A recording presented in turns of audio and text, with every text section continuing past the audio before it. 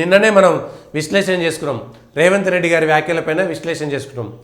ఏది బీజేపీ వల్లనే బెయిల్ వచ్చింది కవితకు, బీజేపీ బీఆర్ఎస్ ఒకటైంది కాబట్టి అని సుప్రీంకోర్టు సీరియస్ అయింది. నోరుంది కానీ ఏడబడతాడ మాట్లాడితే ఇట్లనే ఉంటుంది. ఆఖరికి ఆయన ఓటుకు నోటు కేసుకి ఇప్పుడు ఎసరు పెట్టి నిజంగానే కావచ్చు ఓటుకు నోటు కేసులో మేము వేరే రాష్ట్రానికి మార్చాలనుకున్నాము, ఇప్పుడు ఆయన మాటలను చూస్తుంటే మార్చొద్దని అనుకున్నాము, కానీ ఇప్పుడు సీఎం గారి మాటలు చూస్తుంటే మార్చాలనేమో అనేటువంటి ఆలోచన వస్తుంది అని సుప్రీంకోర్టు సీరియస్గా కామెంట్ చేసింది, మొట్టికాయలు ఇచ్చింది. ఏది పెడుతుంది రాజకీయం ఉంది కదా అని, రాజకీయం చేయాలి కాబట్టి అధికారంలో ఉన్నామని ఆ ప్రక్క పార్టీలను ఇష్టం ఉన్నట్టుగా మాట్లాడాలని, అసలు అదుపు లేనటువంటి మాటలు. భాష పైన నిన్న తెలుగు భాషా దినోత్సవం, కనీసం ఇప్పుడైనా నేర్చుకోండి. తెలుగులో మాట్లాడేటప్పుడు ఎట్లా మాట్లాడాలి, ఎదుటి వాళ్ళని గౌరవించేటప్పుడు ఎట్లా మాట్లాడాలి, విమర్శకు కువిమర్శకు సద్విమర్శకు సలహాకు సూచనకు తేడా తెలుసుకోండి. రాజకీయానికి ఇష్టానురీతిగా మాట్లాడేదానికి బూతులకు చాలా తేడా ఉంది. ఇష్టానురీతిగా మాట్లాడేటువంటి నాయకులు, ప్రజాప్రతినిధులు, ఒక హోదాలో ఉన్నటువంటి వాళ్ళు మాట్లాడేటప్పుడు జాగ్రత్తగా మాట్లాడాల్సినటువంటి అవసరం ఉంటుంది. లేకపోతే ఇవాళ సుప్రీంకోర్టు అన్నది సీఎం హోదాలో ఉండి సుప్రీం తీర్పుపై వ్యాఖ్యల. సుప్రీం తీర్పు తప్పుంటే మీరు అప్పులు చేసుకోవచ్చు, లేకపోతే ఆ తీర్పు మీకు నచ్చకపోతే ఈ తీర్పు పైన ఇట్లా కామెంట్ చేయొచ్చు. కానీ సుప్రీంకోర్టు బీజేపీ చెప్పింది కాబట్టి కవిత విషయంలో అంటే బీజేపీ సుప్రీంకోర్టును మేనేజ్ చేస్తుందా, కేంద్ర ప్రభుత్వం సుప్రీంకోర్టును మేనేజ్ చేస్తుందా అనేటువంటి ఆలోచన వచ్చే విధంగా టోటల్గా న్యాయ వ్యవస్థపైనే ఇబ్బంది పడే విధంగా మాట్లాడి ఇష్టం ఉన్నట్టుగా జర్నలిస్టుల పేరుతోటి జర్నలిజం పేరుతోటి బూతులు మాట్లాడి అదే జర్నలిజం అని, లేకపోతే ఎదుటి పార్టీ నాయకులను విమర్శించి అవి కూడా కువిమర్శలు, పనికి రాని మాటలు మాట్లాడి అదే విమర్శలు చేసి ఇగో ఇదే మా తెలంగాణ భాష అని. తెలంగాణ భాష అంటే బూతులు తిట్టడం కాదు నాయన. పాల్కుర్క సోమనాథుడు తెలంగాణలో పుట్టిండు, బమ్మెర పోతన కూడా తెలంగాణలో పుట్టిండు, దాశరథి సోదరులు కూడా తెలంగాణలో పుట్టిరు. వాళ్ళందరూ కూడా ఎక్కడ బూతులు మాట్లాడి ఇదే భాష అని చెప్పలేదు కదా, ఎక్కడ ఇదే భాష అని ఎక్కడ చెప్పలేదు. తెలంగాణలో అనేక మంది ఆ కవులు ఉన్నారు, కళాకారులు ఉన్నారు, వాళ్ళు ఎవరు బూతులు మాట్లాడలేదే, ఎవరు మాట్లాడలేదు కదా. కవి శేషప్ప అనేకమైనటువంటి ధర్మపురి మీద రాసిండు, ఎక్కడ కూడా బూతులు రాయలేదే. కంచర్ల గోపన్న రామాలయం కట్టించినటువంటి కంచర్ల గోపన్న అనేకం రాసిండు, దాశరథి శతకం. ఆయన ఎక్కడైనా బూతులు చెప్పిండా, ఎక్కడైనా మాట్లాడిండా? తెలుగు అంటే బూతులని, లేకపోతే ఇదే భాష అని రాజకీయ నాయకులంటే ఇష్టం ఉన్నట్టుగా కనీస గౌరవం లేకుండా హీనంగా అదుపు లేనటువంటి మాటలు మాట్లాడితే ఇక వాళ్ళు సుప్రీంకోర్టు ఇదే మాట చెప్పింది.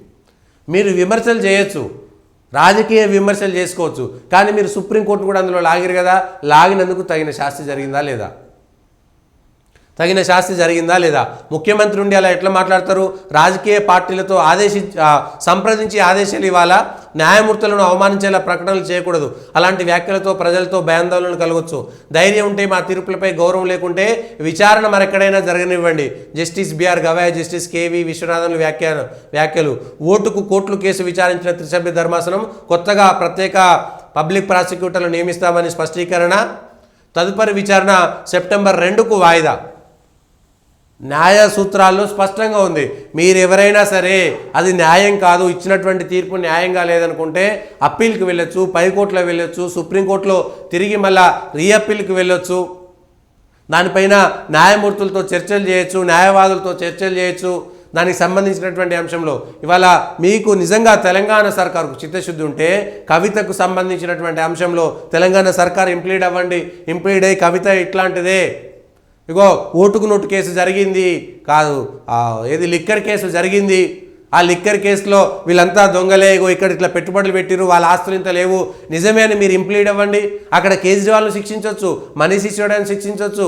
అట్లనే రాదు, ఎందుకంటే అరవింద్ కేజ్రీవాల్ ఇవాళ కాంగ్రెస్ కూటమికి మద్దతు తెలుపుతున్నాడు కాబట్టి మీకు మళ్ళా ఒకే కేసులో ఇద్దరు ముద్దాయిలకు ఒకరికి ఒక న్యాయం జరగాలని కోరుకుంటారు, ఇంకొకరికి ఇంకొక న్యాయం జరగాలని కోరుకుంటారా? ఇదే అరవింద్ కేజ్రీవాల్కు మధ్యంతర బెయిల్ ఇచ్చిన రోజు కాంగ్రెస్ పార్టీ ఎందుకు సంబరాలు చేసుకున్నది? ఆ రోజు ఎందుకు మాట్లాడలేదు? ఇగో ఇదెక్కడి న్యాయ సూత్రాలకు అనుగుణంగా లేదు, ఇదెక్కడి న్యాయమైనటువంటి మాట ఎందుకు మాట్లాడలేదు? హేమంత్ సోరెన్కు బెయిల్ వచ్చిన రోజు ఎందుకు మాట్లాడలేదు కాంగ్రెస్ పార్టీ? ఇవి ద్వంద్వ విధానాలు కావా? ఒకే కేసులో ఒకే విధానంలో రెండు రకాలైనటువంటి, నిజంగా అట్లాంటి రెండు రకాలైనటువంటి తీర్పులు సుప్రీంకోర్టులోనో మిగిలిన కోర్టులోనో వస్తే న్యాయ నిపుణులకు సంప్రదించి ఒకే కేసులో రెండు రకాలుగా న్యాయమూర్తులు రెండు తీర్పులు ఇచ్చారనేటువంటి మాట అప్పీల్కి వెళ్ళొచ్చు, తప్పులేదు. దాన్ని కోర్టులు కూడా స్వాగతిస్తాయి. వాళ్ళలో ఏమైనా తప్పులు జరిగితే సరిదిద్దుకుంటారు, లేకపోతే ఇంకా ప్రత్యేకమైనటువంటి అనేకమైనటువంటి తీర్పుల్లో ఉంటాయి. కానీ ఇదెక్కడి? తెలంగాణలో ముఖ్యమంత్రి రేవంత్ రెడ్డి గారికి తగిన శాస్తి జరిగినట్టు కాదా ఇది? ఏది పడతాయి, ఎందుకంటే మిగిలినటువంటి గాలికి వేయేటోళ్ళు ఏది మాట్లాడినా నడుస్తుంది. అంటే తెలంగాణలో ఉండేటోళ్ళు గాలికి వేయేటోళ్ళు ఎవరు? ప్రజలు గాలికి వేయేటోళ్ళు అంటే ఎవరో గాలికి రోడ్డు మీద అటు ఇటు తిరుగుతారు కదా పిచ్చిలేసి, అట్లా తిరిగిన ఏది మాట్లాడినా నడుస్తుంది. ఆ మాటలన్నీ అరే పిచ్చోడు మాట్లాడిన రవే అని ఒక మాట అంటారు.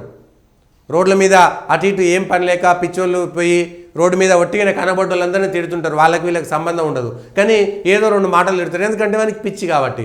కానీ ముఖ్యమంత్రి గారు ముఖ్యమంత్రి హోదాలో ఉండి మంత్రులు, గౌరవప్రదమైనటువంటి ఎమ్మెల్యేలు వాళ్ళు మాట్లాడేటప్పుడు వాళ్ళ భాష, వాళ్ళ పద్ధతి, వాళ్ళ వేష భాషలు ప్రతిదీ కూడా ప్రజలు గమనిస్తారు. ఈరోజు మీకు ఇబ్బంది లేకపోయి ఉండొచ్చు, కానీ రేపొద్దుగాల ఇవన్నీ కూడా మీకు వెంటబడతాయి. ఇవాళ సుప్రీంకోర్టులో అదే మాట్లాడారు కదా, ఏకంగా సుప్రీంకోర్టు న్యాయమూర్తులు తీవ్ర అభ్యంతరం వ్యక్తం చేశారు కదా ఒక ముఖ్యమంత్రి గారు ఇట్లాంటి మాటలు మాట్లాడడం. అంటే ప్రతిదీ కూడా ఏదైనా సరే నేను మాట్లాడాలి, ఏదైనా సరే నేను స్పందించాలి, ఏది పెడితే అది మాట్లాడాలి. ప్రతి ఒక్కరు రాజకీయంలో ఉండేటువంటి ప్రతి నాయకులు స్పందించేటువంటి విధానము, విమర్శించేటువంటి విధానం వేరే ఉంటుంది అనేటువంటిది ఒక్కసారైనా ఆలోచించుకోండి. ఏం జరుగుతుంది? దయచేసి చిన్న స్థాయి సర్పంచ్ స్థాయి నుంచి ముఖ్యమంత్రి, ప్రధానమంత్రి దాకా కూడా మాట్లాడేటప్పుడు పద్ధతి 10 మందికి మనం అరే ఇవి పలానా వ్యక్తి మాట్లాడితే చాలా బాగా మాట్లాడతాడు అనేటువంటి విధంగా ఉండాలి. కానీ తర్వాత మాట దొర్లిన తర్వాత మళ్ళీ వెనక్కి తీసుకోలేము. ఒక్కసారి మాట దొర్లిన తర్వాత వెనక్కి తీసుకోలేము.